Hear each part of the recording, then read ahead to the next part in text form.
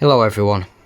After visiting China this summer and studying China's modern economy alongside my engineering adjacent courses, I'd like to make a video explaining the continuity of China's reform and opening up and the Xi era with the Mao era, and to understand how these transitions are actually the natural results of fidelity to Mao Zedong thought and its conclusions, in spite of the mistakes during their execution, which we can also discuss. I'm going to teach you how to be a real Maoist today, in the sense of Marxism-Leninism, Mao Zedong thought, and what those who call themselves MLMs outside of China so often miss, as we explore the true thoughts and work of Mao, what his intentions and aims were, and how his fundamental goals have been faithfully inherited and applied by the PRC to this day. Indeed, with varying forms, but whilst preserving the same essential content of Mao Zedong thought. The point I really want to get across is that, contrary to the superficial convention, it is wrong to say that the reform and opening up represents a pivot away from the path of Mao, which is a point made in the West to say that China's success is supposedly only attributable to abandoning Mao's line more and more, and thus to try and promote political liberalisation. In reality though, the economic takeoff of the Deng era could not have been achieved in any given time at will. It is impossible without the prior work of Chairman Mao. The excellent contribution of Comrade Mao Zedong is his instinct to smash the bureaucracy and abandon Soviet-style central planning. All the campaigns against the bureaucrats and party bosses during the Cultural Revolution, even where we can now say were erroneous or needlessly violent, did represent Mao's correct line to wage assault on the vestiges of Soviet socialism in China. After this clearing out, Deng's reforms were just determining the character of what a Chinese socialism would be. Soviet-style socialism failed to go beyond the primary sphere of production. We're not like Hakim, who just wants to return to that. Expanding alien government bureaucracy is not communism, it is just a bloat which also implies the authority of local bosses and administrators you have to go through to function. Mao's slashing of this and Deng's sovereignty that he gives to the people is a step closer to the free association and withering away of a state that Marx spoke of.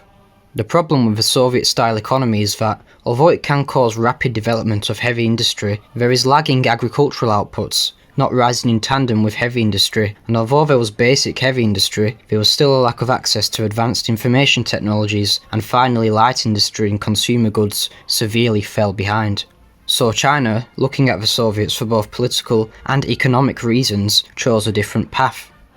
The economic problems facing China were vestiges of the initial clone of the Soviet economic system, which took a political form of the bureaucracy that Mao was fighting against, and once this had been dismantled politically, Deng can tackle what is left of it on the economic level. The economic takeoff of China is not, as we are told in the West, because they have become less socialist and more capitalist, and that it's the capitalistic elements responsible for their success. China's rise is because of, not in spite of, socialism. Let me ask an intuitive question. Is India more or less socialist than China? If China's economic boom comes from being more capitalist, surely the far more capitalistic country of India should be even more prosperous, right? Yet China is more successful where the land is all publicly owned. There's no private ownership in terms of land, where state-owned enterprises overwhelmingly dominate the economy, where determination of 5-year plans have nothing to do with private interests of any section of society, the country that builds infrastructure at a loss at first, where profit is not in command of the forces of production. Instead of the abstraction of money, the determinate ends of production serve human social goals. The People's Republic is a state that exists for the people. However, I'm sure that you've spoken to people who say, or you yourself have felt, that China looks more of what we think of as capitalist than America does. China is more entrepreneurial, it has a more dynamic market economy, a more grassroots and pro-people policy without all the government red tape and bureaucracy fleecing the people on the ground. But China is not some kind of libertarian capitalist economy. There are scarcely any countries where the government exercises the same amount of control over company owners as China does. Despite this, China is a prosperous, dynamic economy. Yes, it is very entrepreneurial. Yes, they allow the average person to trade, but markets are not incompatible with socialism. China has a very powerful state, but also a very minimalistic and pro-people state when it comes to the grassroots local people being able to participate in the economy. Traders trading their farm produce face low tax. People are allowed to get on and live their lives without interference. But a powerful state is needed to make this possible. As Lenin says in The State and Revolution, the proletarian dictatorship, though powerful, strong and able to do big things, should be small and simple, not interfering in people's lives but facilitating and protecting people's ways of life.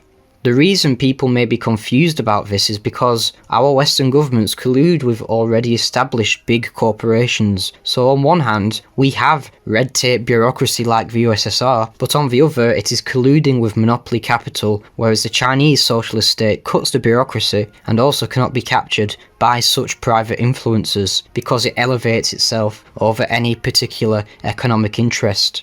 It can use its overwhelming state power to stop big monopolies forming, which are what we feel choking the small man being able to trade and hampering his participation in the economy, making it feel less free. So it is the strong socialistic state and the rule of the Communist Party that better enables the little guy to be able to trade, and this safeguards a real productive market compared to the fake monopoly capitalist speculative market we have in the West.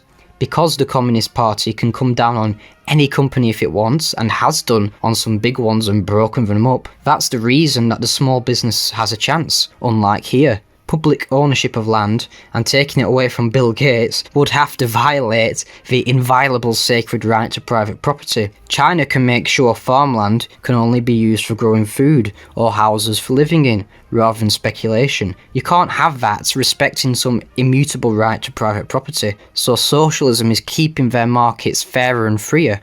Maybe empowering small business is not what you first imagine by socialism, but socialism is not printing money and giving out handouts willy-nilly. Policies like this do not equal socialism. Socialism is a specific relationship between the state and economy. Printing and throwing money at anywhere you want does not create socialism because it would not establish the same relationship to the economy that the Chinese state, for example, has. Because our governments are fundamentally controlled by private interests that come from that economy in the first place. Financial capital, Wall Street, the City of London and banks. So it's a completely different system in terms of a fundamental relationship. Throwing money at this or that does not change the underlying systemic reality. That is about a relation to power. We tend to think of moralistic behaviours when we hear these words, not systems. Socialism has been branded as being lazy, not working for anything, and capitalism branded as rugged work, making things, being productive. But the message of communists in history was always with the ones being productive against the fat lazy bums. It was not until the counterculture and a bit of funding for those who don't want to shower or have jobs, who just sat around in hippie communes, becoming the representatives of what socialism is. Of course, this also turns a lot of the hard working class people off from the word, understandably. Just imagining those privileged types who go by its name. So they were told capitalism means working for your living, being competitive and such. And then yes, of course, they are shocked to see a society like China calling itself socialist, where people want to work and start a business. It's not that China isn't really socialist because they don't have a big welfare state, etc. It's just that in the West, the term has become identified with this class of social parasites, which are the enemies of a working class. The parasitic class which socialism in China has always been and still is against, and on the side of productive, hard-working people.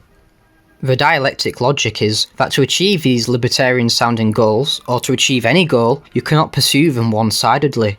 So you need a strong, powerful socialist state looking out for the interests of the people to curb the inevitable growth of monopolies which arise from the original, pure capitalist economy. You must intervene into the totally unrestrained market in order to maintain a moderately free one, as our monopoly stagnation is the result of an unrestricted market. Simply trying to recreate 19th century liberalism will only lead to this state of so-called crony capitalism again.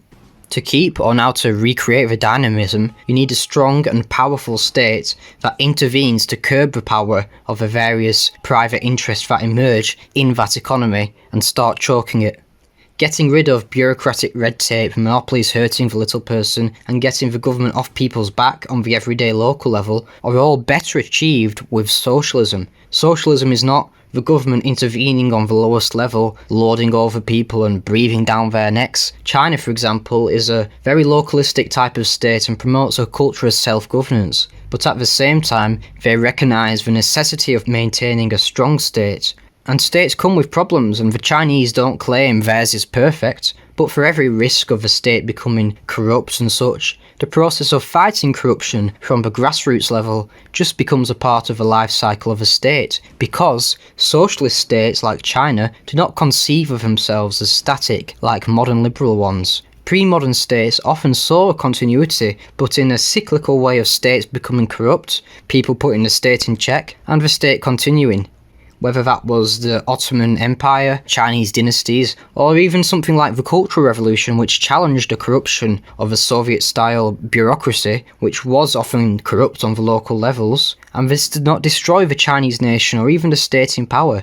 Xi Jinping rose to power on an anti-corruption campaign and marked a change in wind of fighting and rooting out corruption, whilst the socialist political system has been preserved without condemning the whole thing because of issues that arise and are resolved.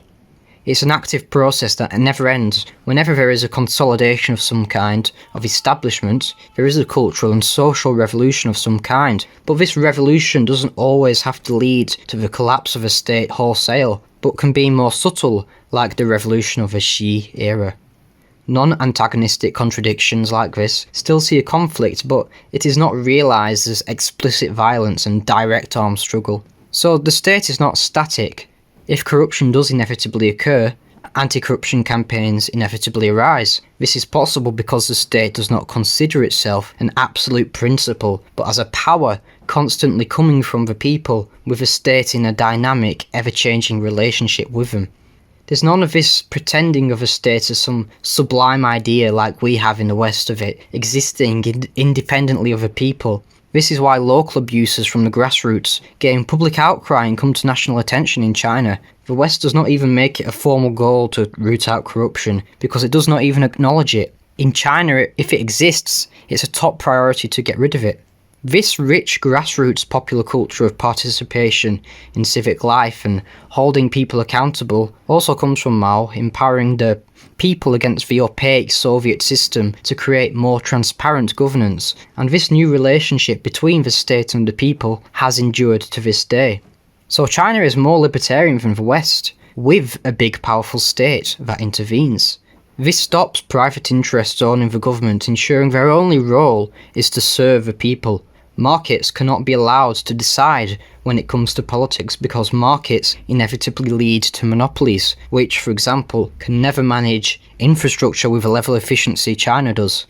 Something like an infrastructure monopoly privately on the market will usually just become forms of regular revenue used for lending credit and never invested in when held in private hands. Infrastructure does not work like a market, because driving on a road or drinking water are not market decisions, but necessities which will lead monopolies to form. These are not consumer choices. Even in free markets, consumers do not choose what the companies are able to do. Many are not happy with the big tech censorship and manipulations, but there's no free market to choose an alternative, and thus these private interests can influence even politics. Things necessary to facilitate market exchange themselves, which would otherwise become monopolies like water, electricity, even now internet and some platforms on it, etc., should be taken off the market. There are certain means of production that are necessary for our common social reality that should be taken off the market, and powers that must be curtailed before the monopolies can call the political shots. So China has a very free market on the low level and intense social control at the high level. Communists need to liberate market forces, and China is a kind of libertarian Stalinist country. But the scandal of China to libertarians is that it reveals that only socialism can bring back the free markets, intervention of a very powerful but efficient state. This is why socialism will succeed capitalism, because only socialism has been able to go back and resolve capitalism's contradictions, which we're all struggling with. The continuous path of the development of socialism with Chinese characteristics can be traced through the historical experience of the People's Republic, and there is a very clear sense of direction, not one line of Mao that was pivoted away from by Deng, as is often presented. After the establishment of the People's Republic of China, with the blessing of the USSR and import of Soviet technicians and equipment, the 1950s saw essentially a replica of Soviet socialism imposed on China with the first 5-year plan. By the second 5-year plan, Khrushchev had already led the Soviet Union into a path of revisionism and had denounced Stalin. Mao saw that he came from the technical, managerial elite and began taking action to configure China in a way that would not produce these kinds of figures. So Mao began to take reforms in the Chinese economy already in 1956 and 57 to decentralise economic power, which you can see descriptions of in the sources on screen now.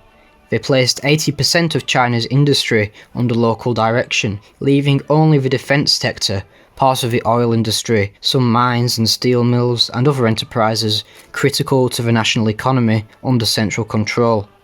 Then Mao launched a great leap forwards, though it was plagued by 3 bad years of harvests and weather, but certainly not resulting in the false death tolls calculated from predictive birth rates and all that nonsense we see in the West. And it was exasperated by the Soviets withdrawing technical aid and support around 1960. There was actually still a profound significance to the Great Leap's organisational logic. Mao formulated the idea of bringing local initiative into full play, which was the root of decentralised socialism. As a result, the people's communes were established, which were decentralised versions of the Soviet centrally planned economy.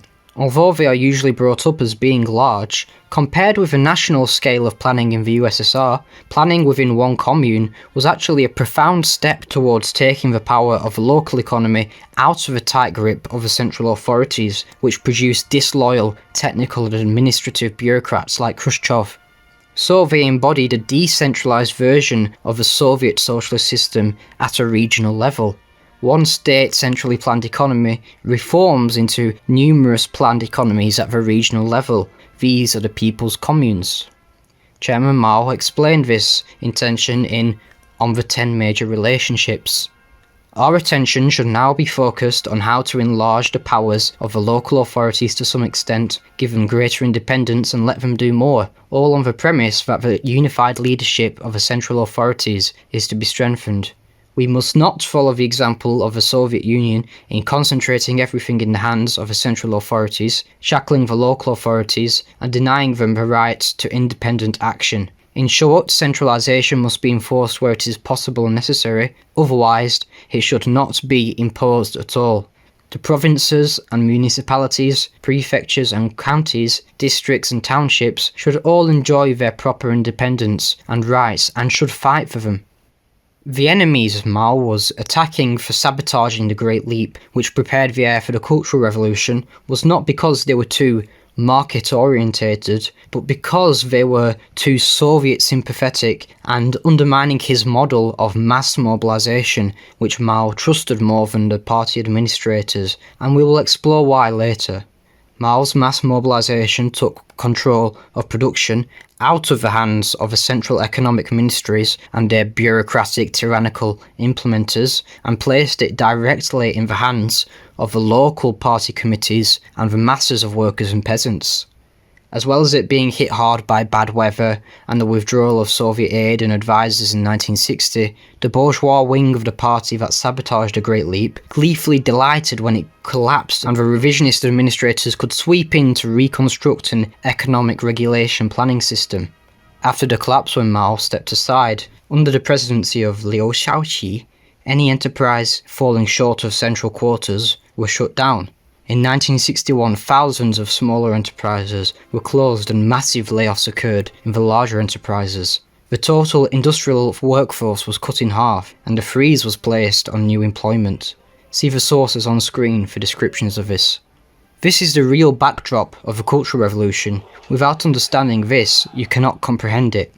Mao's movement of mass mobilisation had been sidelined by the same old Soviet system of centralisation of state power unaccountable to the masses, which he knew would lead to the creation of a new bureaucratic elite and the stagnation of Khrushchev's USSR, so Mao was trying to empower the lower levels so not have to be as reliant on the untrustworthy bureaucracy.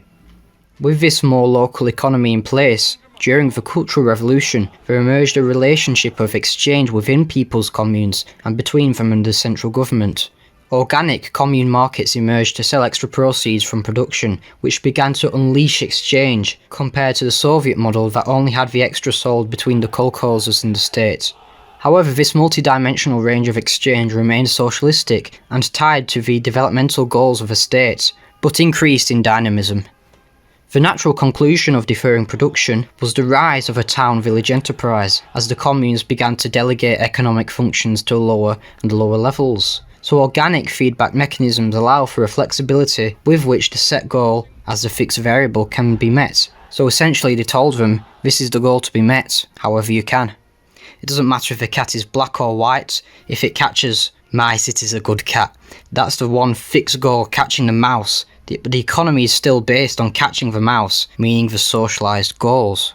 This pragmatism of Deng is not a deviation from Mao. It was Mao who realised that it must be material reality that gives expression to the content of a socialist economy, and that it is idealistic and voluntaristic to try and preempt it through some bureaucratic decision mediating every economic activity. All this comes from Mao's understanding that relations of production are material rather than voluntarily established.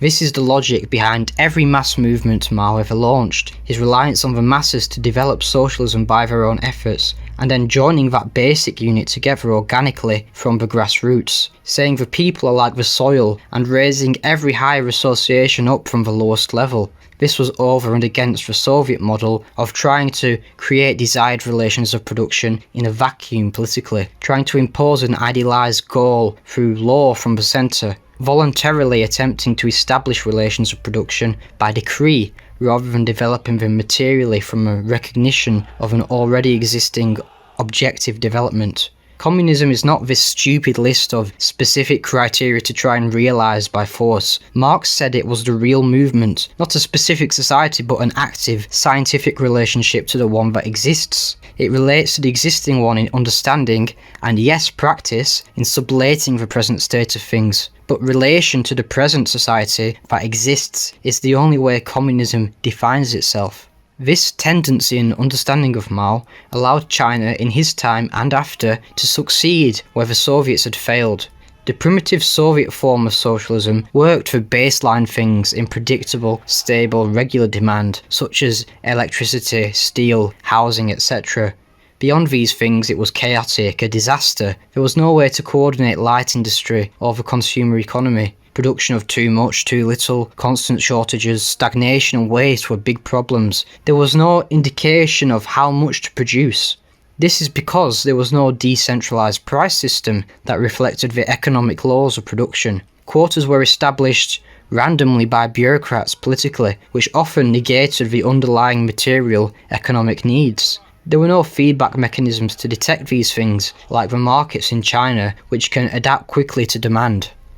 As socialism developed in the USSR, Stalin began to realise some problems emerging in this primary stage, and he wrote in Economic Problems that the relations of production need a constant revolution to stop the bureaucratisation of the party. He had a frustration with the party growing too large and much of the membership being good for nothing, and thought that the Soviet state should be simplified and bureaucracy eliminated.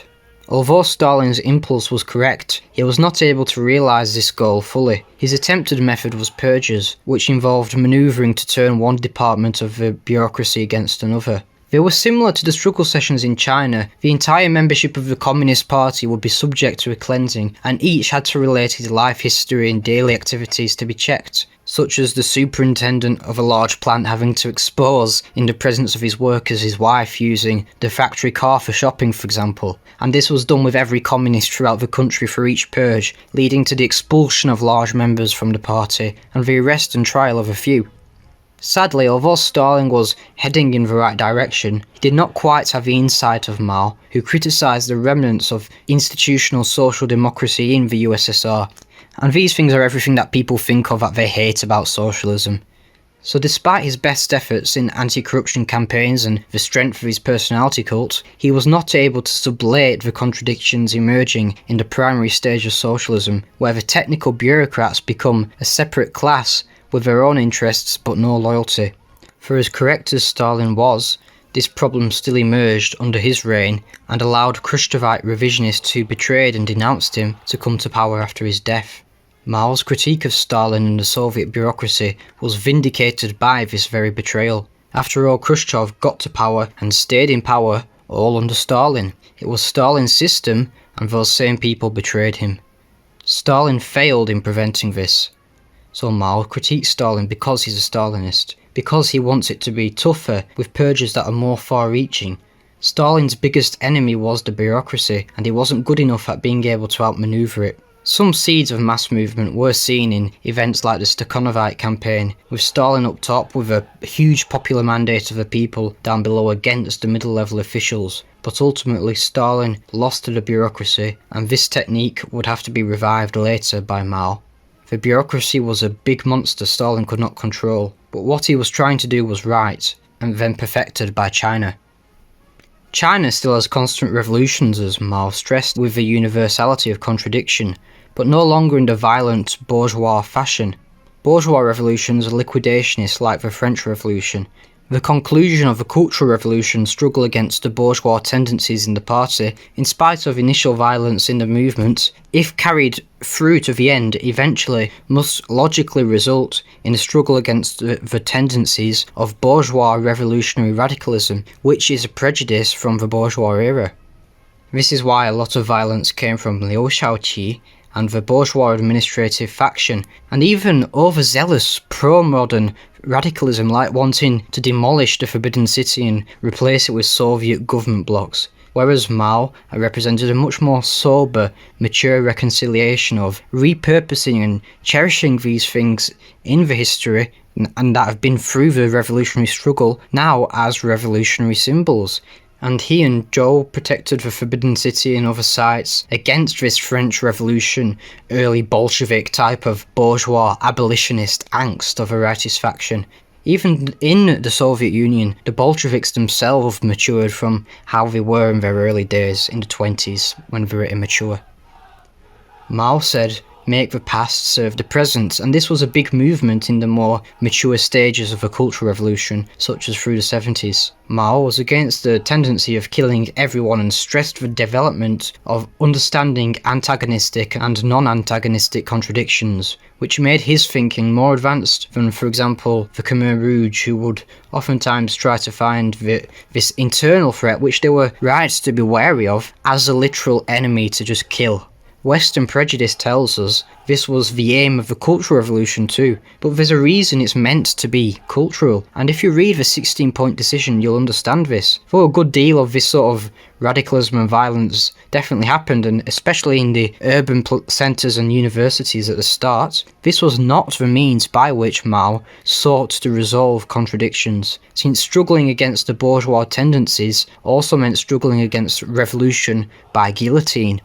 A firm dialectical outlook understands situations in terms of dominant tendencies, not black and white lines. Instead of being in absolutely one state or the other, absolutely friend or enemy, which we categorise into discrete boxes, dialectics says something is in the process of transforming into something else. It is not just one thing or the other, it can look like both at the same time, just depending on from what perspective you're looking at. So, if in a locality the bourgeois tendency prevails, say in terms of an employer's working conditions, this does not universally incriminate China's socialist system or mean we have to start shooting everyone suspected. It just means one tendency in a non-antagonistic contradiction is dominant. According to Chairman Mao's theory of primary contradiction, within an anti-imperialist state, the antagonistic contradiction is imperialism, whether you're for or against imperialism. Insofar as the class struggle is outside of the sphere of the anti-imperialist struggle, which it isn't always, let's be honest, monopoly economic interest side is usually in alliance with the imperialists, but the class struggle within an anti-imperialist state otherwise should be non-antagonistic, and it has been where, for example, there are patriotic national bourgeoisie, hence the flag of China. So it doesn't always have to be just kill anyone for the slightest bit of difference, and even if that happened in certain places in the Cultural Revolution, that's clearly not what it was trying to do. Nowadays, we tend to imagine a lot of violence as a leftist revolutionary thing about removing the right of a party and just violently enforcing Mao's will as the dictator. So we often imagine brutality solely coming from the Gang of Four and their allies, who personally I myself don't care too much for either. But I think from studying the Cultural Revolution for some time, you have to come to realise that the situation is multifaceted and violence does not only come from the left side of a party. Mao also did not like the Gang of Four particularly. Or the other side, he installed Huas deliberately because he himself did not want either the Gang of Four radicalism or Deng's pragmatism to have a full grip. But most of all, he just wanted the legacy to be carried on whilst avoiding a civil war within the party. But contrary to Western institutional narratives on the Cultural Revolution as being an extremely repressive and tightly controlled era, with China becoming supposedly freer as it seemed to become less socialist, Deng's opening up smoothly continued Mao's tendency of decentralisation in the economy, but in politics marked re-centralisation as compared to the last decade under Mao, which was far looser and far more ambiguous, sometimes to the problematic level of factional violence and near civil war. In polemics, the tightening of the party's authority again is something that the left side of the party actually attacked him for, but I'm not fully on board with the left side of the party. The Gang of Four hardly would have been good in charge either, as they would have likely not taken the steps to further decentralise the economy, which was vitally necessary to unleash exchange in China. Would Hua have carried on decentralisation in both fields? Who knows? Deng for sure was a political master, and after convincing Hua to purge the Gang of Four, he used the fact that there was no longer another wing in the party Hua was moderating between to engineer his downfall. But there's no particular love lost for me over the Gang of Four falling. But obviously they have become scapegoats for any and all violence that happened in the Cultural Revolution, and let's not forget that this pragmatic wing of the party were often just as, if not more, disposed to using the bourgeois revolutionary technique of the guillotine. Work teams from the centre were often forceful and such, and some of the worst violence was done on the orders of Liu Shaoqi. Deng did Shadian brutally and so on. So it's not only that violence in the Cultural Revolution was done by the Gang of Four and their allies. People need to understand that the Cultural Revolution was politically uncontrollable. Violations were done by all factions when compared to the law, as everything went up in the air. Deng, in cancelling it, definitely was halting an aspect of Maoist decentralisation politically, but furthering it at the same time, and in another aspect, economically. And from this we can see at least that Mao definitely wouldn't have had any issue with market reforms. Ultimately, the Deng and current CPC narrative on the Cultural Revolution is that it represented the party centre losing too much of its grip, that things were just too anarchic, unplanned and disorderly. I think this appraisal is more accurate than the portrayal in the West of Mao just eliminating whoever he wanted and having totalitarian control and brutally suppressing all of his enemies. But the whole point of ending the Cultural Revolution was the reassertion of that centralised political control. In the West, Deng is portrayed as a liberal figure because of his market reforms. China never liberalised. Politically, he was probably less liberal, tighter than Mao, but the West imagines political liberalisation follows economic liberalisation, as they're used so many times for the colour revolutions in Eastern Europe. Well, Deng showed the West that that would not be tolerated in China, and perhaps given the times and what was being done to the USSR and the level of NED infiltration such in China, more political tightness was required, and it was probably appropriate for that period. Even in the Cultural Revolution, as it matured, Mao also pushed for a bit of unity around the party centre, with Unite still to win greater victories, to try and minimalise factionalism, and he was the one who actually had figures like Deng reinstated to preserve enough unity to continue the Cultural Revolution. So ideological struggle does have to be controlled in a way that it's not always antagonistic, it doesn't always threaten the unity of the party. And so even in the Cultural Revolution, experiments of direct control that led to factionalism and bourgeois radicalism trying to just force your view onto reality were shut down by the People's Liberation Army and replaced by instruments such as the revolutionary committees, which were more controlled by the party. So it could not just be rebellion and ideological purity enacted by that very direct way. The content of workers' control is not direct democracy. What separates us adherents of Marxism-Leninism, Mao Zedong thought from the views of the professed Marxist-Leninist Maoists is the following assertion. Deng Xiaoping's 改革开放, reform and opening up, was what consolidated Mao's legacy and was what actually prevented revisionism from taking hold in China. Reform and opening up, as discussed, definitely did not correspond to a liberalisation in politics. The party dictatorship remained firmly in control, and in tighter control than much of a cultural revolution, which is thought of as an authoritarian period in the West. Compared with this, Khrushchev's revisionism made concessions to Western liberalism and bourgeois international social democracy, and also Malthusian colonialism, which was that once they had got to the top, i.e. become a nuclear power, they started signing test ban treaties with the enemy to try and collude to prevent emergent forces like China from obtaining nuclear sovereignty and to keep them as Soviet satellites. This kind of collaboration with liberalism, by taking it to form your policy, taking it into your country and letting it influence you, is far worse than, say, Mao straight up meeting and strategically, geopolitically aligning with Nixon, whilst at the same time China's actual practices remain totally unaffected by the logic of imperialism or liberalism. Because on no level did China ever politically take liberalism to heart, it uniquely has been able to maintain the correct understanding of what the politics of the dictatorship of the proletariat is against all bourgeois biases. The difference between true proletarian dictatorship and liberalism is the difference between individualism and collectivism. If individualism is avoided, the correct meaning is understood that the proletarian dictatorship does not entail individual proletarians directly controlling society, economically or politically. It is not Red August factional violence about every detail like how long the toilet break is. Instead, we speak of a party of the proletariat being in a position of political dictatorship. That idea of individual rule is also a way of trying to impose just visions of every individual person onto reality. It's just as bad as the central party bureaucratic administration trying to impose their vision onto reality as well. Just as how direct control by individuals or factions all trying to impose their vision or ideas and realise that into reality destroys the proletarian dictatorship, as was an issue during the Cultural Revolution, equally the attempt to have political control of the economy in a direct way from the centre leads to the problem of bureaucratisation, which was a problem before the Cultural Revolution which it sought to address.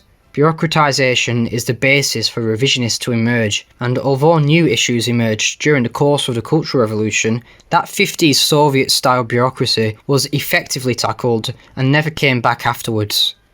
Then, in a natural way, following the environment created by the Cultural Revolution, China's reform and opening up allowed China to organically develop an economy based in material society. Nowadays, because the economy, politics and culture can be focused on in their own spheres, there is no longer a need to use one as a proxy for another. For example, during the Cultural Revolution, because the economy was also political, also cultural, something like a strike would not only be an economic issue. There was a big tolerance for things like this because economic activity in this way would also be how you'd protest bureaucratisation, for example, because of the Soviet vestige of the economy being politically dictated. Because of the Cultural Revolution succeeding in removing this Soviet arrangement and the economy being something responding closely now to material needs, there's obviously in the People's Republic of China today less tolerance for disruption of the economy at a scale outside of the unions and instruments of the proletarian dictatorship, as now that will always just be a form of wreckage of the socialist economy. Grievances can now be legitimately addressed politically without obstructing the people's lifeblood, which you couldn't access before except through the economy. This is because now the economy has been liberated by the Cultural Revolution. It is just simply the economy. It is not politics or an instantiated culture as it was in the USSR. To this day, China still frequently has revolutions politically in the forces of production and indeed culturally, but this does not have to always proceed according to the way of the guillotine, and this is an achievement of the Xi era and the fullest recognition of Mao's concept of non-antagonistic contradictions. Xi Jinping was enabled to enact a large sweep of a Chinese corrupt bureaucracy with his anti-corruption campaign, corresponding to a sociological shift and a change in the forces of production in China. The development of a struggle of dealing with the bourgeois forces within the party has taken the form of the development of new cultural trends, public sentiments, civil society promoting certain tendencies and sidelining others. So it is a more true cultural revolution which has sublated that logic of the guillotine which sees revolutions as purely negative, but also develops it now in positive terms. The fact that Deng would later utilise about Mao creating a material economy that can be pursued in its own right also has another effect managerially. The Cultural Revolution separated the sphere of culture from the process of the development of the productive forces by focusing on culture under a lens in isolation from it, and treating cultural behaviours etc. as things that could be scrutinised and targeted in isolation under a lens in their own right, whereas before certain ways of producing were bound up with given cultural realities and vice versa. For example, the Soviet bureaucracy in China had a culture of mediocrity, inefficiency, corruption, nepotism and stagnation, but because it came out of this supposedly true socialist way of administering the economy through the central planning ministries and having that cultural baggage, it was almost unchallengeable. It was associated with having a pure socialist productive development. It was almost a positive indicator, when in fact it was a parasitic ideological and managerial culture, not the socialist material relations of production. Before the Cultural Revolution, criticising the bureaucratic culture or even one local boss's tyranny was tantamount to criticising the whole socialist system and get you branded as a rightist against the economy or a counter-revolutionary against the state. That's why they made that red book, because now anybody could hold that and have equal power to the official. It gave them the authority to make whatever criticisms of the cultural and economic aspects they wanted, while still showing their political loyalty because it had Mao's face on it. So these things were separated into separate spheres. In the Cultural Revolution's repudiation of the specific cultural realities presumed to be integral parts of a socialist system by the Soviets, China has then, after the Cultural Revolution, been able to realise that just as culture had been focused on in particular without political or economic baggage, also then the forces of production can be focused on in a way purified from relying on certain cultural assumptions which may in fact be a hindrance to it, as the inherited Soviet bureaucracy was doing. This was discovered in the Cultural Revolution and developed by Deng Xiaoping.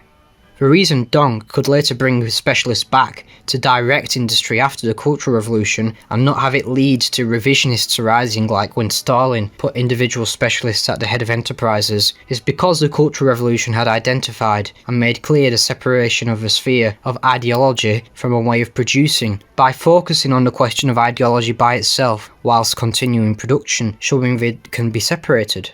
The problem with specialists is not that you just have one person with executive power making the decision according to technical facts, but the bourgeois cultural prejudices and ideological consciousness they bring with their administration that plagued the USSR and early China, for example. If you look even at the attitudes of professionals and academics in the late stages or after the Cultural Revolution, as recorded by Felix Green, for example, which I will link below, you can see them continuing their actual decisions, technical decisions, according to the technical realities, totally unattached to the superstructural culture assumed to come with them. And Professor Chen at Tsinghua, during the Cultural Revolution, had to work in a steel mill. And he was surprised to find this brought him quite a new kind of freedom. I was used to write books and scientific papers after the work. Then I usually like to put my name on it. You usually like to put your signature on your books and on your works, yes. Actually, now I realize that's the way of seeking my personal fame and fortune. I understand. For the workers, they have no such kind of question. They never thought to put any signature on their products. This is indeed the striking contrast between two kinds of work outlook. And through the long period of working with the workers, I find it finally established the friendship with many workers. In the past, my friends all are professors and intellectuals like me. Now I have worker friends. Another professor, specializing in biochemistry, told me that before the Cultural Revolution, he felt he had to keep up his dignity and would never have made friends with his students as he does now.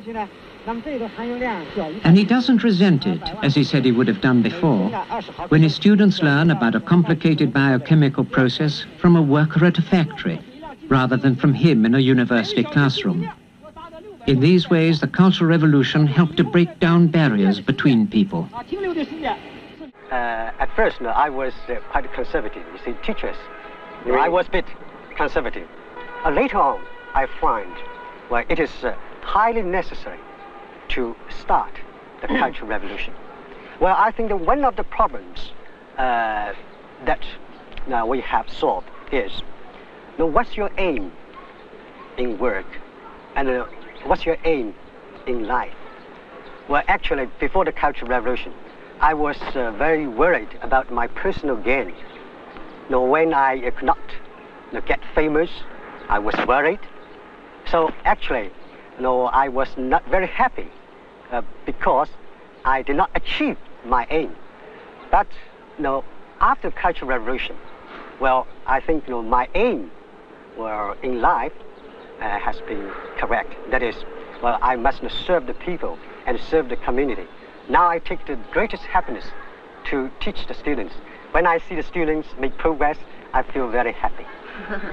So this, I think is quite a great change taking place in myself.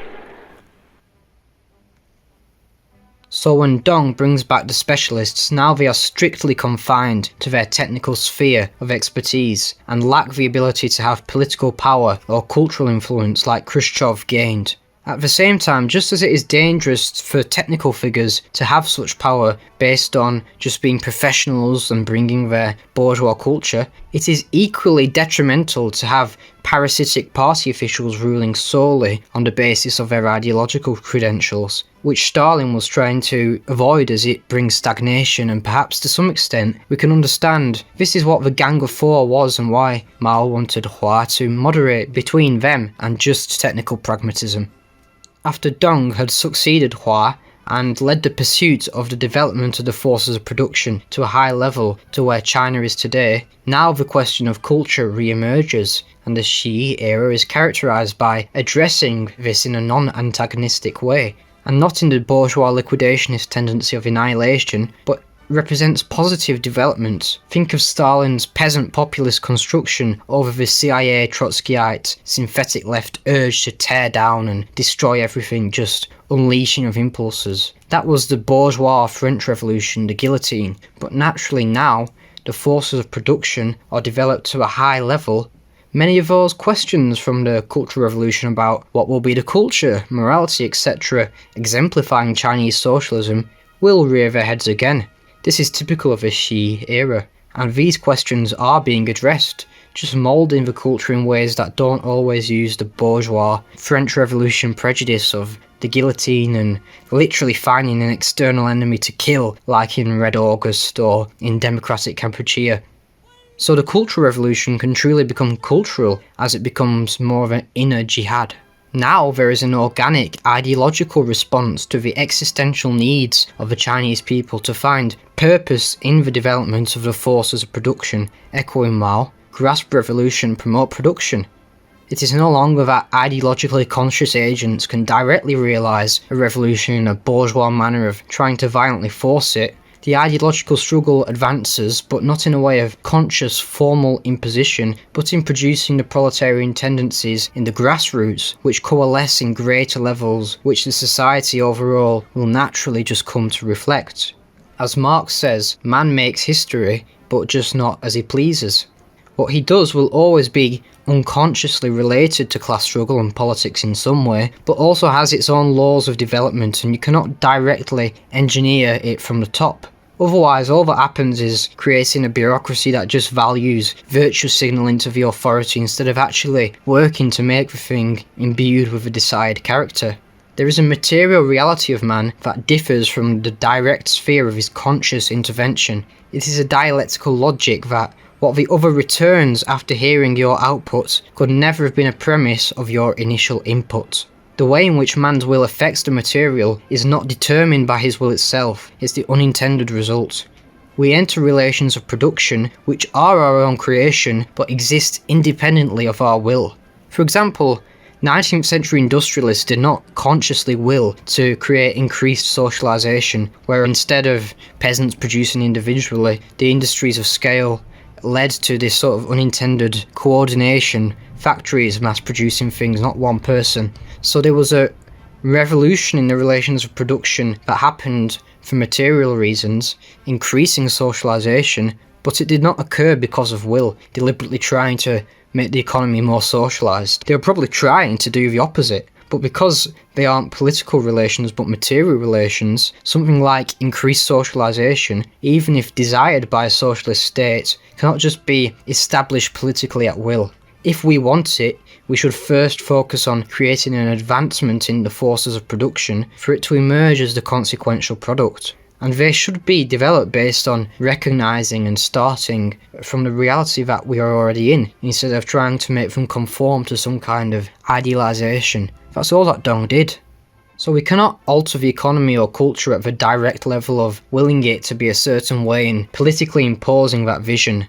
Mankind enters relations of their own creation independently of their own will. They make history but not as they please. We are unconsciously producing this reality. True freedom is only insight into necessity, as Engels says, not the freedom to be able to directly conform anything to your whim. We are only free to plan within, aim for within, and set targets by, draw principles from, submitting to the necessity. From the insight into the necessities we are faced with, which are the inherited conditions of human creation, but not our choosing. On the contrary to this, the bourgeois consciousness, permeating the more primitive Soviet systems, being swept away by Mao and Deng, plan and administer on the assumption that bureaucracy or central planners can already know in their head what necessity is, without any investigation to say, set their quota by. To them, there is no need to use a tool like a market, for example, in order to investigate necessity, in order to indicate the material circumstance and situation as it is on the ground, in order to gain insight into what necessity is. They already know the situation and they can make their plan and conform reality to it. This same mistake is made by bourgeois radicalism too. Think of the violence in the early Cultural Revolution that Mao suppressed. It comes from the same mistaking of freedom with the universe acting exactly how it does in your daydream. The attempt to destroy the discrepancy between that immediately being true comes in the form of this direct liquidationist intervention. But if I flap my arms and don't fly into the sky, it doesn't mean that I'm not free. I'm only free to act within the situation necessity has placed me within.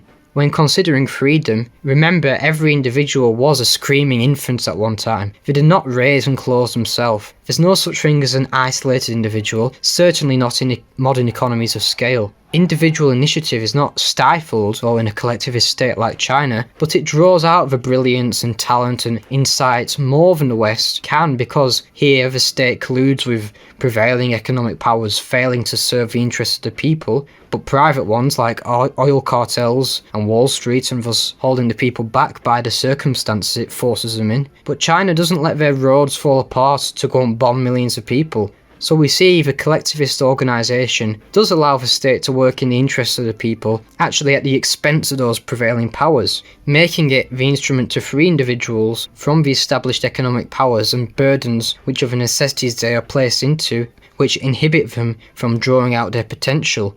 So within their necessity, they have more scope to be free. It's a weapon for them to realise their potential. China today still maintains this role of will, but ensures it is reconciled with the objective material situation to prevent the attempts of directly implementing dreams from your head that may be unrealistic. It gives you a reality check. Because if anything, that direct implementation of a plan in your mind was a remnant of a Soviet quota demand system which could not sense the realities of the areas it arbitrarily set goals for. It is a bourgeois prejudice to say that there is an idea held by the centre, for example, and reality must proceed accordingly. The economic strategy's number one goal should be to allow the proletarian dictatorship to be viable at an economic level. China is, of course, still a planned economy, but one with the understanding that socialist planning means adaptation to material conditions as they are, not imposing an ideal vision upon society. To keep it in check with the situation at hand is exactly why every 5 years the plan needs to be refreshed, adapted and updated. Unrealistic expectations will only cause the political centre setting them to crumble, and then the economy has failed in its goal as being a tool of supporting the proletarian dictatorship. China's socialist economy is more advanced than this Soviet kind of commandism, as it realised that it must have a real material basis and not just be imposed purely by political force like some kind of barracks communism. It is not just that you can have an idea and then reality proceeds according to it.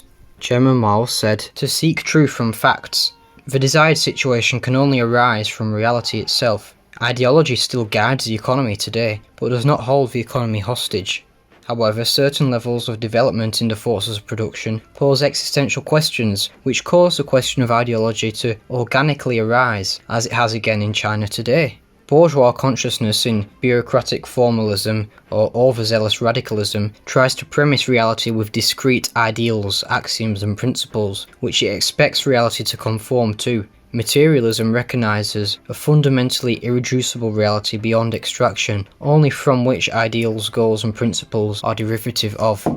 The class struggle is a material reality, and the struggle cannot be resolved by handing down the correct principle or standard from on high. The ideology and economy cannot be in the ideal state in your mind just to impose, since they are derivative from that reality. How to respond to that reality is a different question, but you must first recognise it exists, like Deng did with the household responsibility system, and from the material changes we have seen springing up the spiritual yearnings accompanying a high level of the development of the productive forces. These things present themselves as the phenomenal form of the relations of production, but they are based in a material reality, not premised by ideas, so cannot directly be affected by our voluntary conscious will. Reality is not a thing completely determined by the subjects. You cannot just ignore the objective developments that give rise to reality. The assumption that communist concepts are directly knowable as a set of definitions to voluntarily realise in the radicalist way places Western MLM-type Maoists in close proximity to Trotskyites, due to this outlook wedding them to the institutionalisation of knowledge, guarding sacred definitions from which reality will be brought into alignment with by force. This gives it the characteristics of voluntarism, subservience to the institutionalised knowledge and discourse of the university, which transforms it into an ideology of US unipolar imperialism. This is why, for example, the US has armed Kurdish Gonzaloites against Iran, Syria and even Turkey to some degree. Geopolitically it is no different to ISIS. For example, in Peru, it could have been any ideologically charged group who wanted to voluntarily impose their ideal, and they would have been just as useful to the US imperialists against the Soviet, Cuban-aligned social imperialists. The geopolitical consequences are no different, and the Shining Path never posed a threat to US imperialism whatsoever, but MLMs just serve to cause trouble in the second world vassals of the US, whom Mao would not even consider states synonymous with imperialism because of the internal struggle in those governments for which hegemon they will align with. And these are the states that the Gonzaloites fight. Mao was even willing to recognise the way that the ROC government and South Korea would position against US imperialism in aspects, hence considering them as second world in his free worlds theory. He understood the nuance that even those in the same camp can be turning against US imperialism. You see, Mao thought about this in a very dialectical way. Mao said that the whole world disliked the US because it owed them debts, even Britain and Japan included, not just the people but also aspects of the government, even where they are allies of the United States on paper, pointing to de Gaulle as an example. So he doesn't have a kind of black and white mentality. Mao was not a Gonzalo-type Maoist. He was far more pragmatic and had less of this ideological bourgeois radicalism. MLM as an ideology is not seen as threatening because of its power, maybe only insofar as its adherents are randomly violent. Of course, if you're violent, the state will deal with all individual national security threats the same, but if they don't care that you're a so-called Maoist, then that's not why they will suppress you. They care about material alignment, not ideology. I spoke on this in the last video. You can even have the same ideology like Trump and Elon did, but a slight difference in practice, like over an issue such as debt, and it doesn't matter that you're both anti-woke, Elon's out. Or you can say you're a leftist like Hassan, but align with the system materially, and you'll get boosted. If you cause a material problem, of course they will suppress you, but it is not because they're worried about how you are ideologically making things consistent in your head. It's only after you take power that ideology becomes very significant and you can begin revolutionising the forces of production. Then you can show that it was your ideology that made a difference. But any ideology of direct and voluntary imposition is not going to be conducive to long-term socialist construction. The problem with this attempt at direct imposition on the economy was realised even by Stalin to some extent, but never fully resolved this problem, and by the time of Khrushchev, Stalin's advancements in this aspect had been overturned. For example, kolkhozes, which were small with respect to SOEs, were engaged in commodity production for the exchange of goods. There still existed a quota system, but the surpluses beyond the quota were exchanged, but only between the agricultural communes and the state itself. The Soviet channel of exchange was restricted like this to serve the social ends of the state, being industrialisation at the time, so there was not a universal commodity. This restriction on exchange existed to force the surpluses of agricultural production to assist a rapid baseline level of industrialisation being carried out. In a way, it was just mimicking primitive accumulation. If there were more organic relations and material relations of socialist production, they would have been established at the level of civil society, not the central government. A view of what organic socialist relations might look like never really developed to the full extent in the USSR, but kolkhoz markets to sell excess and private garden plots under Stalin could be seen as a precursor to the household responsibility system, but they were done away with by Khrushchev. However, Mao understood that the quota system itself should only exist in the developing stage of socialism, and it resembled private accumulation rather than a mature system to aspire to. It does not abolish abstraction, as it itself establishes abstract universal measures of requirements of exact amounts. China, instead of setting quota, commercial and market prices exactly like the Soviet Union did, can, in a more advanced way, manipulate prices through the state's bank. It is not qualitatively different to the quota price setting of the USSR, but quantitatively it is influenced on a bigger scale instead of intervening at every lowest level of economic activity. So a more decentralised process can lead to the same, if not more precisely engineered, desired price in the outcome. Mao did the thing that put him in tension with the Soviets all his career, even back in the Civil War. Again, he placed his hope in the smallholding subject. Capitalism has its basis in small production, which is exactly why socialism must return to the basis. Zizek explains the Deleuzian concept of repetition in Repeating Lenin, if you're interested. By repeating the origins of capitalism, you accelerate the process by which capitalism transitions into socialism. All difference arises from repetition. Class differences were clearer in the cities where people had already moved from the countryside, but even though this had emerged from the countryside already, Lenin, in the development of capitalism in Russia, did not place his hope on the cities, but said we must go back to the countryside to repeat the class struggle, because the established form of it in the cities that the Mensheviks placed their hope on were not the same thing as the relations emerging in the countryside, even though they came from that. Just as the corporations dominating the markets now in the monopoly stage of financial capital are not the same as the free market competition of the Industrial Revolution, even though they emerged from that.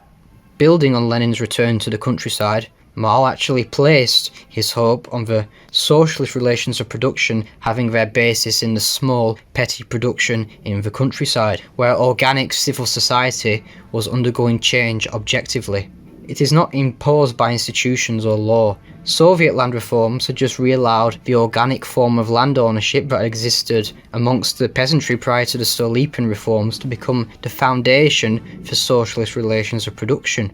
Within class struggles already raging, such as the common form of ownership supported by the peasants against the antisocial form of ownership supported by the kulaks, all the party did is take an active role by supporting an existing side that they think is representing the proletarian and middle peasants. But this is not voluntarily introducing relations of production the party finds favourable and then imposing them through the law. It's developing what's already there and what's already objectively emerged. The merging of this organic civil society with industrial political will and the channel of exchange between the kolkhozers interacting with the emerging industrial economy using the development and mechanisation of this agriculture to support this newly emerging industry is what established it as a socialistic relation of production.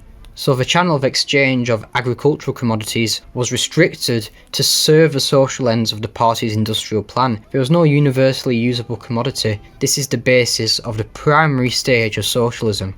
The ability to industrialise a nation depended upon using surpluses of agricultural production that had to be consolidated, similarly to the methods of primitive accumulation that existed before the relations of capitalist modernity. This was necessary for the baseline level of industrialisation to occur, which uses the quota system mimicking primitive accumulation. It represents the infant stage of socialism, but what would socialist relations of production look like if we let them develop after this? Specific relations, beyond just the mirroring of primitive accumulation, never had room to develop in the USSR. What will the relations, exchange and such look like once we've achieved this baseline level of industrialisation that we're using this restricted exchange to support? We didn't really see this fully develop in the Soviet experience. We never truly see a socialism with determinate characteristics like how there's a socialism with Chinese characteristics. It was stuck in this state of primitive accumulation but was unable to organically develop material relations of production that can come to the surface from within civil society instead of from a top-down political decree. Kolkhoz markets and surpluses of garden plots being sold under Stalin were maybe a glimpse at this, but Khrushchev eliminated all such things. But why did Lenin and Mao return to this seemingly backwards class of small producers in the countryside? The petty production in the countryside had given rise to monopoly. By going to repeat the origin of, say, sovereign, small economic production, it means you have to smash those monopolies just in order to allow the peasants to start buying and selling again. And in doing that, you have given expression to what emerged from within capitalism itself, socialism. Going back to the old order where the things went wrong in the first place, and what the state of affairs that exists today actually emerged from, unveils a kind of dialectical irony. China today is emulating Lenin and Mao's strategy by going back to and participating in the old liberal markets etc. with a more freer and more dynamic one. Due to being a socialist country, it actually reveals that we are in the transition to socialism worldwide. Just as Lenin proved, only socialism could restart production in the countryside that had become monopolised, which is where the capitalism that was stifling everything had emerged from. The world is witnessing an objective revolution in the forces of production. Industrial monopolies are becoming financial ones.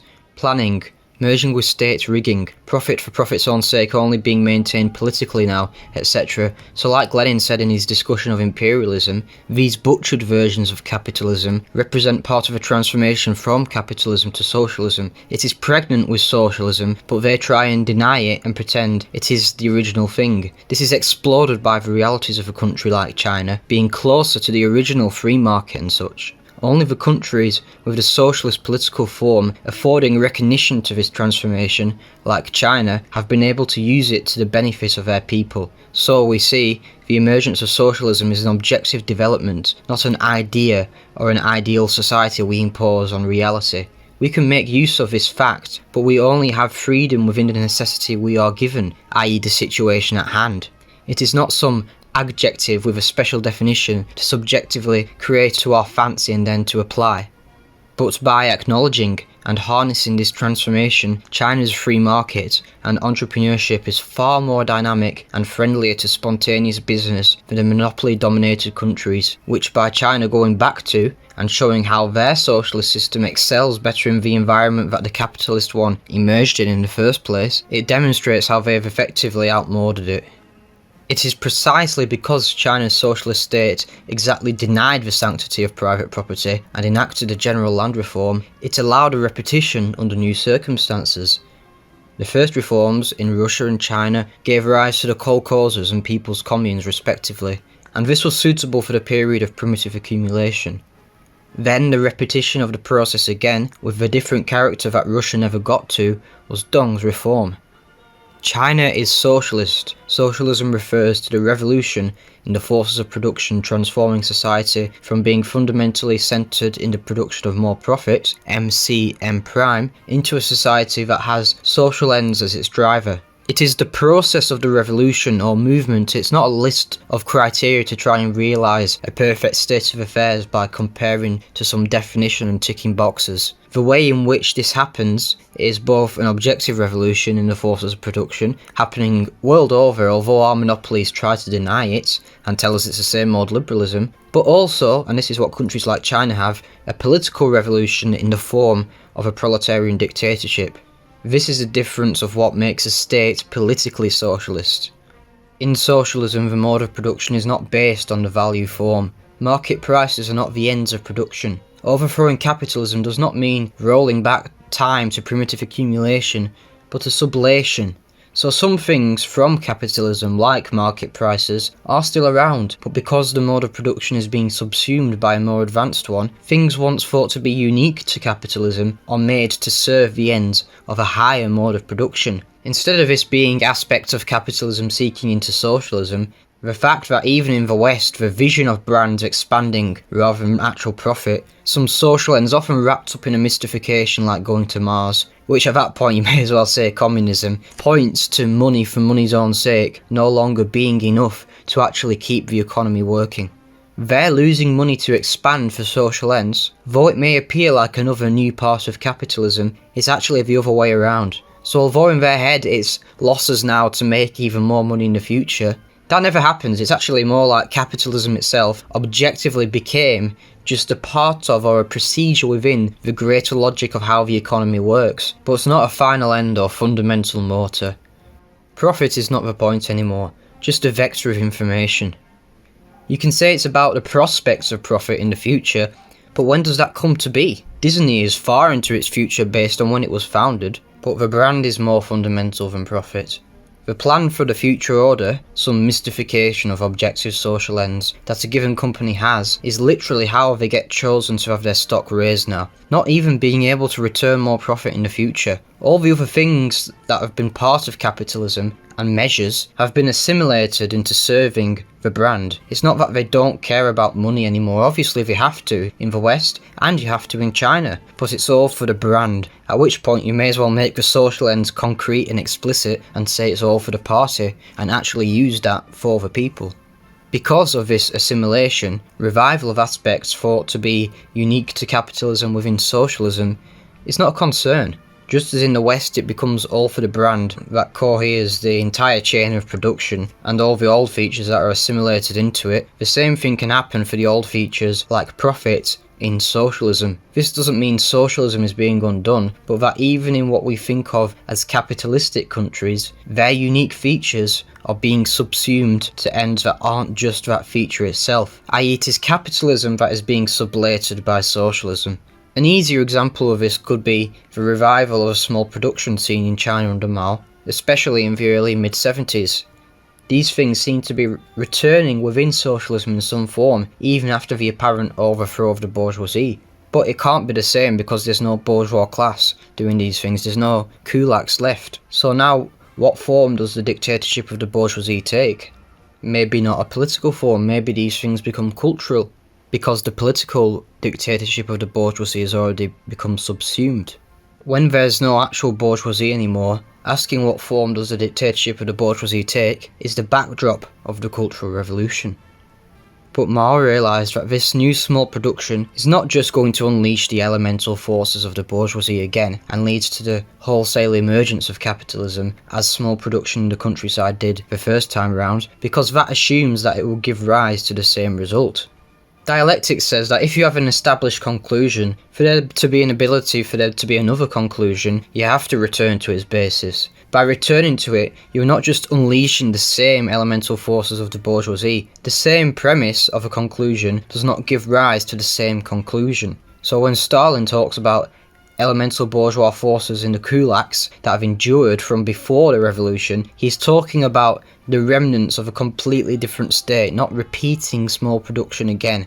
And it's quite different from the question Mao was faced with after eradicating all remnants with land reform, and then after establishing socialism, and then deferring to localities, and you see by the mid-70s some new small production had arose again. It's an entirely different situation.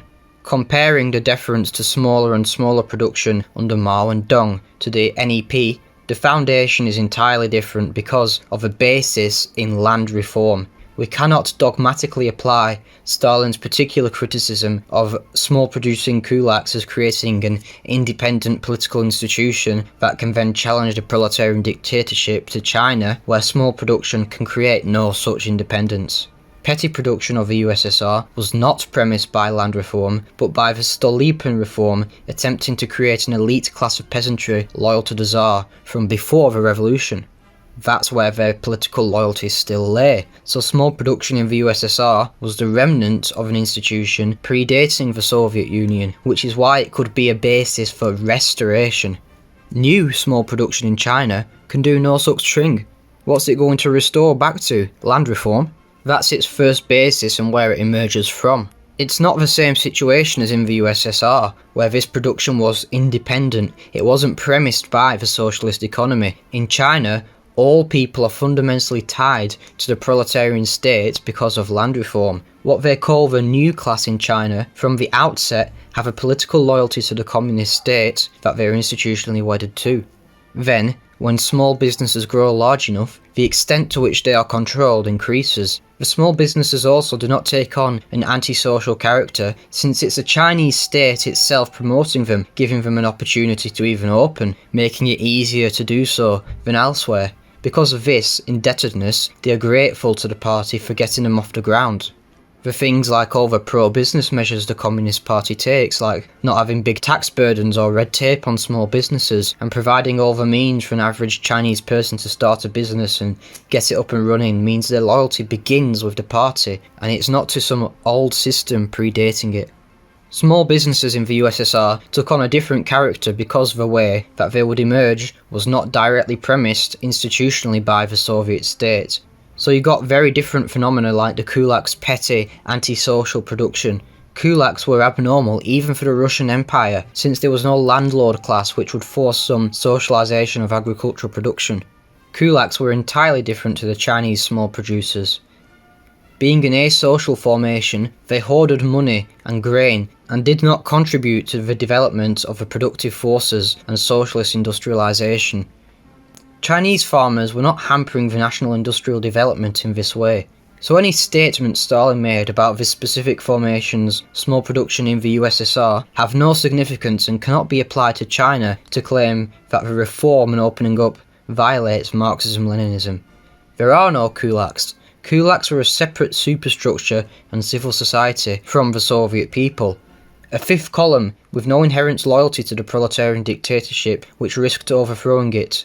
This is totally unlike all producers and businesses within China who depend upon the state on Mao's national industrial system, which premises the market economy in the first place. All of the land is owned by the government, so small enterprises are automatically socially embedded.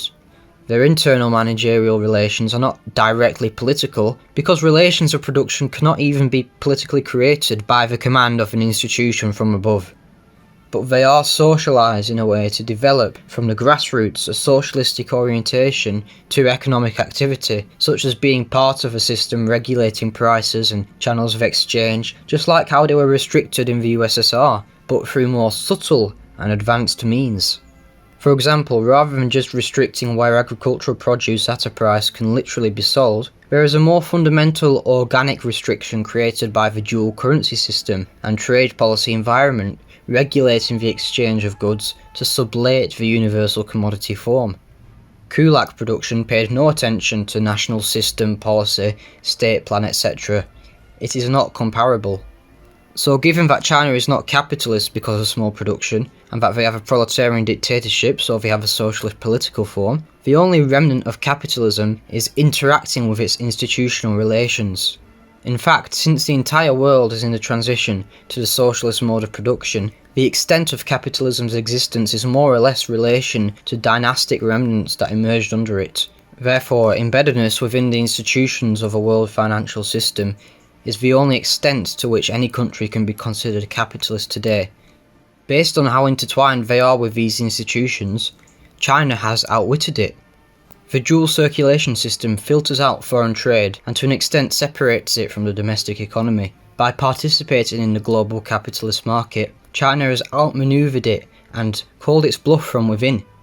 Since the institutional collapse of capitalism in 2008, China has been the engine of world economic growth.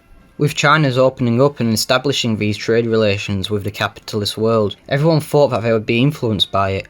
Culturally maybe, some of that seepage happened, and these are the kind of things I would say maybe Deng was a bit too uncautious about, and are the unintended consequences that are being resolved today. But the West expected a political liberalisation and such.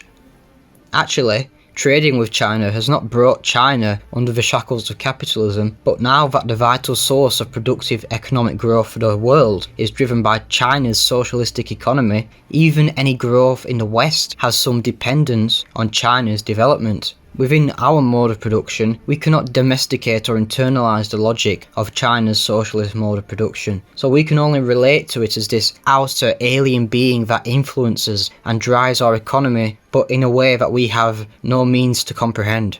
So of course, naturally we see a lot of fear-mongering about China because it is influencing and changing our economy in a way we can't understand from the future, from a more advanced mode of production, and it's growing in ways fundamentally incomprehensible within the limited consciousness of our lower form of the economy's own terms and framework, but which we are dependent on. The cultural backwash into China from this strategy is something I believe is being addressed in the new moral orientation of this era. So all that are left are really the superficial contradictions, but to many people if they see them, they might still look quite stark. You know, when you go to China and you see the fancy shopping centre, and what about the rich people, the luxury brands, CEOs? So you'd say, well, isn't there a bourgeoisie in China then? First, we must understand that private accumulation is not about personal greed of these people or hoarding, but being part of a greater mode of production. This accumulation is driven by more accumulation, MCM prime, and that private accumulation of MCM prime being all that drives the economy, not state credit like in China. China is driven by the opposite, infrastructure built with debt that is state driven. Private property does not truly exist in China, since economic sovereignty over the means of production does not exist for those assigned managerial roles, even those with executive positions. The government can take your stuff whenever they want. If you're failing and your enterprise is not conducive to some economic benefit, you're done. You're not getting bailed out like the banks in the West. So you see, in the libertarian sense, it is actually more meritocratic, whereas in the West, when these companies fail like in 2008 on their own merits, they are propped up by the government. Which, by the way, proves that also in the West, profit is no longer what actually animates the economy's growth, but a political decision. The decision to bail out the banks. But the companies chosen by the government to let operate at a loss are not done like in China for the sake of our interest, but monopoly interests to maintain monopolies and extract rent while maintaining their market position. The world has got to the monopoly stage a long time ago, which is why China went back to the basis from where the monopolies emerged, back to that small business and small production, and smashed the monopolies, which helped small businesses have a chance again. Land reform restarts the market in monopoly capitalism. For example, in China under Mao, it was the land reform, and in a similar way, Deng's reforms that gave rise to this class of small producers to escape the grip of monopoly. Land reform is the reason they have a dynamic market and not these stagnant monopolies like we do in the West. The only people with economic sovereignty in the West are the oil bankers and monopolists. The banks own the state. Private property only exists to that extent, the extent of control over a monopoly. Some parents owning a shop or a restaurant business is not real private property in the West or China. It's not like classical liberalism where small production was like textile mills who had full sovereignty over their means of production. Small producer property in the West or China now no longer has the character of private property, but now this small ownership is just an entrustment or contracts that allow management in a derivative way from the real sovereignty. In China, that real sovereignty is the Communist Party, not monopoly interests. They don't respect the inviolable right to your own textile mill that you're fully sovereign over like in 19th century England. Ultimately, they own it, and in the end, you are entrusted in running it, but they can come and take it whenever they want. You're an administrator, but don't own it. Like in the Asiatic mode of production where the Sultan owned all the land, but could give it for you to use. So the premises of your ownership and your use value in what you own have been socialised. There is a social economy, no longer just a natural aggregate of atomised enterprises, because you don't have sovereign ownership over it. This is how China has a social form of production, but there's not a one-to-one relationship to distribution. And this was the same in the Soviet Union too. For every company that makes money, the profit doesn't always have to go back fully to the state for them to be able to put it for social use, although they do use the SOEs to raise some revenues like that. However, for any company in the whole economy that makes money, even if they never pay anything directly to the state, for it to be put to explicit social use by the government, so long as they use it to expand the forces of production, which the Communist Party will ensure they always do, that is putting it to social use.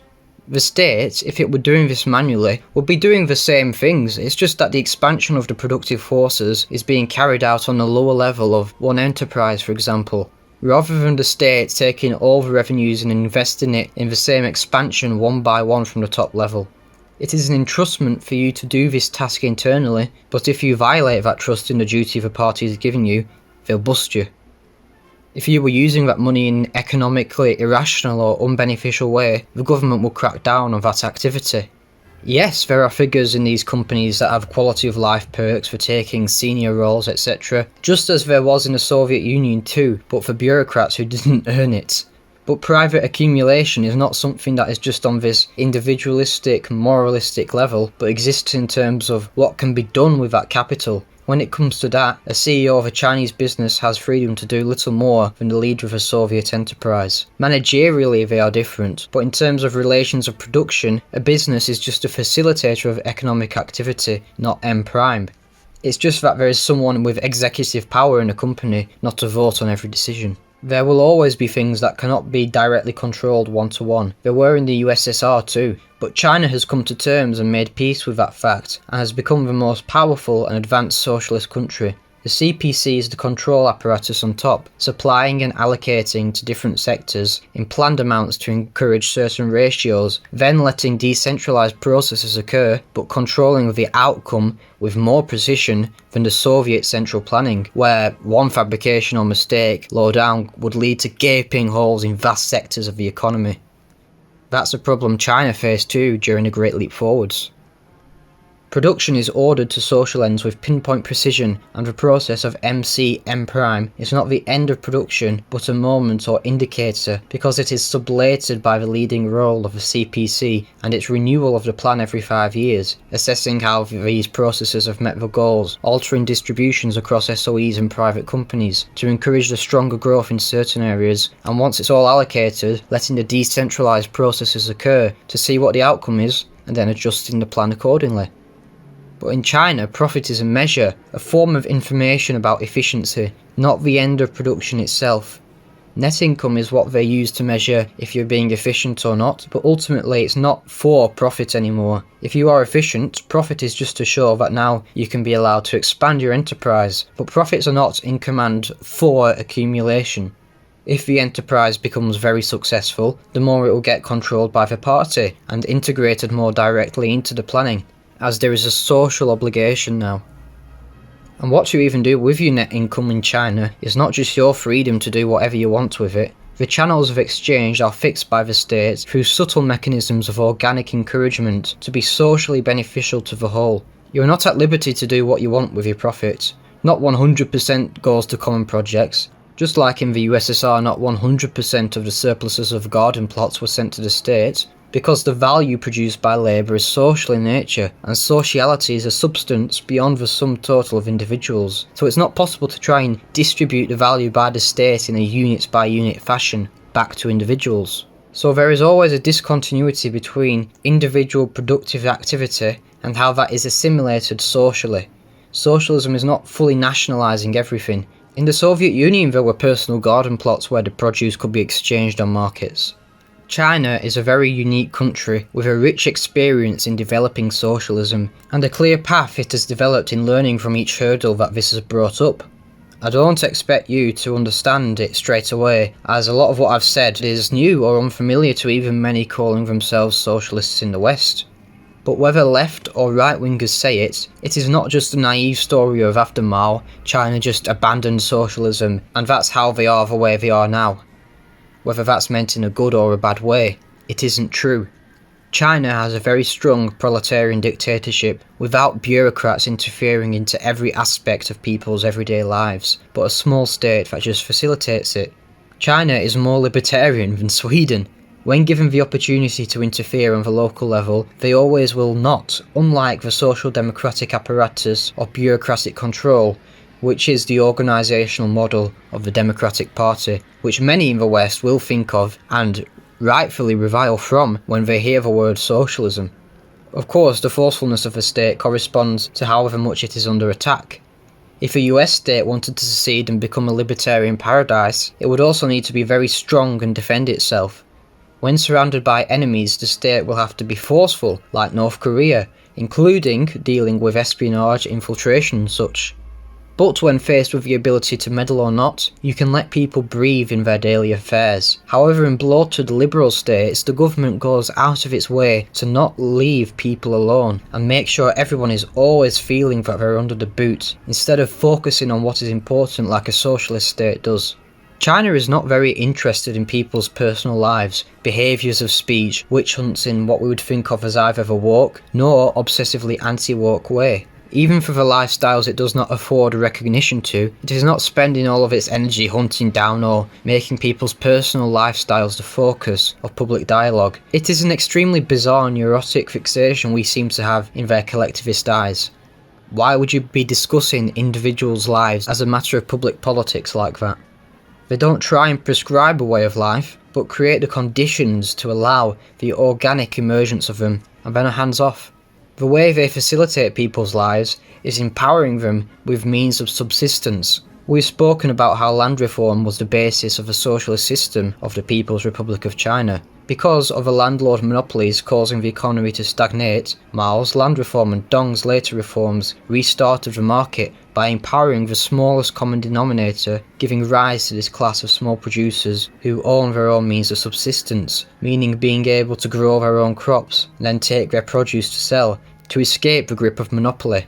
Land reform also acts as an insurance against exploitation because it functions very similar to universal basic income, but in a productive sense. Migrant workers who come into the cities seeking a wage boost still own plots of land in their countryside homes, which guarantees getting by. Even if you were to quit your job, you can go back to farm your land and you have your own baseline means of subsistence. In addition, giving increasing urbanisation compared to when land reform was carried out, a similar mechanism to this which is being promoted is home ownership, which exceeds 90% in China. So you can own an apartment unit, get access to all the amenities and means of production by your hukou, giving you a level of freedom to not be on the street if you leave your job. Giving people a means by which to make a living, even when out of work. So they don't have much welfare or handouts, just depositing cash, but empower people by owning something to provide for themselves, even in the most desperate times. You'll not be rich, but you'll have enough to survive and aspire to a better job.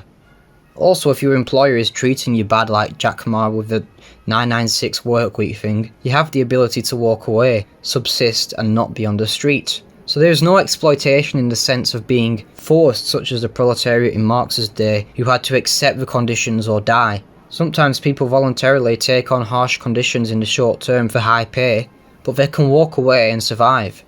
China uses land as their social security net in a way, instead of big spending on government welfare programs. It's like a productive version of UBI. Compared to welfare here, where you don't own anything, so the relation is just dependence on the deposit, rather than being able to be empowered to subsist with your own means to produce, it is a lot more dignified. Depending on where your hukou is, determines what means of production you'll have as your safety net. In the rural areas, even for families who've come from the rural areas and moved to the city for opportunity, this is in the form of your family being entitled to its own plot of land which you can live off. And migrant workers, who often go and endure those harsh conditions of living in dormitories, etc., who are often paid more than graduates by the way, can always go back to their family's land, farm it and live off it. So you're not being forced into the one job or die, you sort of always have a plan B and a way to survive in between jobs, although doing that you are likely still going to want to aspire for more. Of course, as the forces of production develop, new challenges arise. For example, there was a problem in the 2010s of urban homelessness because individuals from families owning land in the countryside would migrate to the cities looking for high-paying jobs, and if they couldn't find them, be out on the street. This is not an endemic problem of homelessness like in the West, but a specific problem of urbanisation and opportunity being concentrated in urban areas. The government used to repatriate these homeless for free back to where their family's land was, and if there was no house or land in the birthplace, the government arranged one free of charge and gave 800 to 1,000 yuan a month to start with. Also nowadays, they make a lot of technically unneeded jobs, like in most cities, they have more sanitation workers than they would really need at a bare minimum. I mean, this makes them so clean though, but the state can then hire many of these migrant workers who would otherwise become homeless in the city instead of having to return to their land. Sanitation workers get free rooms, and they can eat at participating restaurants for only 1 yuan. So when you're out of work and a home, you can get a broom, a basic wage and lodging, and contribute to society on the most basic level while you're at your lowest. Even that 1 yuan payment for the practically free lunch program was designed to preserve human dignity. For many people there, getting something for free makes you feel like a beggar. I mean, just try and give someone a tip, they'll always try and run back and return it to you. But paying for the meal yourself, even if it's negligible, makes you feel better. So there are specific problems that arise from each decision, but these are not constant systemic flaws. For example, homelessness is not a nationwide issue everywhere, but closely tied to urbanisation. It is not just that people are becoming unemployed, drug addicts and bankrupt on a national scale, but in big cities, and it's a particular issue with non-local people. So there are various specific solutions. It started with deportations, then turning that infrastructure into shelters, but this made people reliant on aid again, so then turning that into a way of work to get people on their feet by their own efforts. Pairing this with rural revitalisation and poverty alleviation, so there's already opportunity in the rural areas to stop people moving as much. Now there are jobs back home where the people can support themselves, whilst also improving the overall conditions of their communities. And for each problem that arises in the experience of socialism, there will be particular solutions like this to address them. The problem doesn't condemn the whole system. Yes, the social inequality in the 90s and early 2000s that drew people into cities was a consequence of reform and opening up, but for every consequence there will always be a solution. The conscious policy always has an inadvertent effect. This is dialectics. The other's response to your output could not be a premise in your input that formed your initial output. So you try and do one thing and there is another outcome. Well, that's just a new state of affairs, and it just becomes the new state of necessity to start the next plan from. To conclude this long video, I just want everyone to remember that China exists. If what I've said today sounds like fantasy, remember we have China as a close model to study, whereas one-sided libertarians have not realised anything yet. So I think we are less idealistic. I'm not saying China's perfect or that we need to clone it here, but it is somewhere which has already gone through a lot of the hard work and gone through this experience, which we can learn from. China also doesn't say that they have a perfect society or that socialism elsewhere must look identical. They themselves have reformed and are flexible and adaptive. Every policy has an unintended consequence, that's just dialectics, and dealing with these as they crop up is the business of the Chinese people, and as we see from the path of development of socialism with Chinese characteristics, that's what they've been doing. But any problems with Chinese socialism are problems for the Chinese people alone, and none of them are powerful enough for anyone to deny the legitimacy of socialism with Chinese characteristics as a model we must all learn from. Some Western so-called communists try to create their own socialism to impose on the Chinese people and deny the legitimacy of a people already experienced with it. Instead of being so condescending, our duty is to learn from Chinese socialism, the good and bad events in the party and People's Republic's history, listen to their plans, how things went and their self-criticisms, study how they've adapted, how they've tweaked and reformed, and take the advice of those more experienced and wiser than us. It is arrogant for Western leftists with no experience of running a socialist system to judge from some arbitrary abstract definition the experiences of over 1 billion people with a ruling Communist Party for decades. Let's all be humble and open to learn. Thanks for your attention. It's been a very long video, so I'm very impressed you've got this far, and I'll see you in the next one.